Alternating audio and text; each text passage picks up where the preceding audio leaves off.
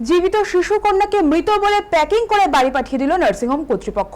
স্বরূপনগরের চাঞ্চল্যকর ঘটনা। বসিরহাট মহকুমার পূর্ব পোলতা গ্রামের বাসিন্দা 28 বছরের রুবিনা পারভিনকে বুধবার বিকেলে একটি বেসরকারি নার্সিংহোমে ভর্তি করা হয়। সেখানেই তিনি এক কন্যা সন্তানের জন্ম দেন। অভিযোগ, জন্মের পর নার্সিংহোম কর্তৃপক্ষ শিশুটিকে মৃত বলে ঘোষণার পরই প্যাকিং করে পরিবারের হাতে তুলে দেয়। প্রায় 5 ঘন্টা পর রাত 10টা নাগাদ প্যাকেট খুলতেই দেখা যায় নবজাতক নড়ছে। তড়িঘড়ি শিশুটিকে বসিরহাট জেলা হাসপাতালে নিয়ে যাওয়া হয়। চিকিৎসকদের তৎপরতায় প্রাথমিক চিকিৎসার পর তাকে সিসিইউতে রাখা হয়েছে। বর্তমানে মা ও শিশু দুজনেই স্থিতিশীল। ঘটনার খবর এলাকায় ছড়িয়ে পড়তেই ব্যাপক উত্তেজনা সৃষ্টি হয়। এরপর পরিবারের পক্ষ থেকে স্বরূপনগর থানায় লিখিত অভিযোগ দায়ের করা হয়েছে। নার্সিংহোম কর্তৃপক্ষের বিরুদ্ধে গাফিলতির অভিযোগে তদন্ত শুরু করেছে পুলিশ।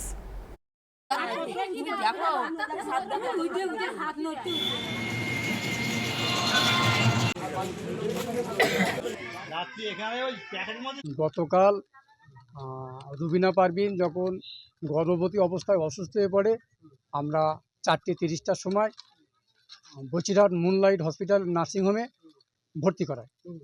ভর্তি করানোর পর ডাক্তার বিকাশ মণ্ডল 5টার সময় রুবিনা পারভিনকে সিজার করে এবং একটি কন্যা সন্তান জন্ম হয়।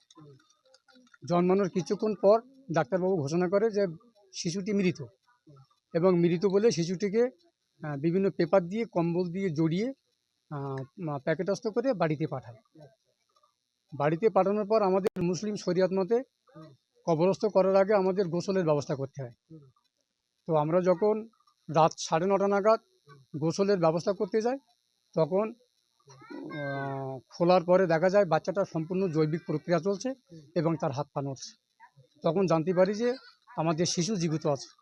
আমরা সঙ্গে সঙ্গে আর দেরি না করে খুব দ্রুত আমরা বসিরহাট হসপিটালে ভর্তি করি, এবং এখনও পর্যন্ত যা খবর যে সদ্যজাত শিশুটি জীবিত আছে এবং ভালো আছে।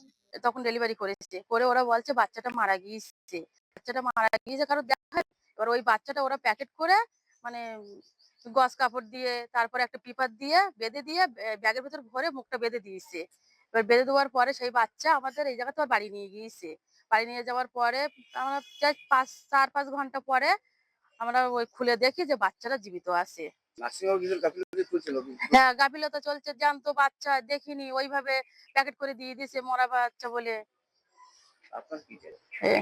আমরা প্রতিবাদ চাই।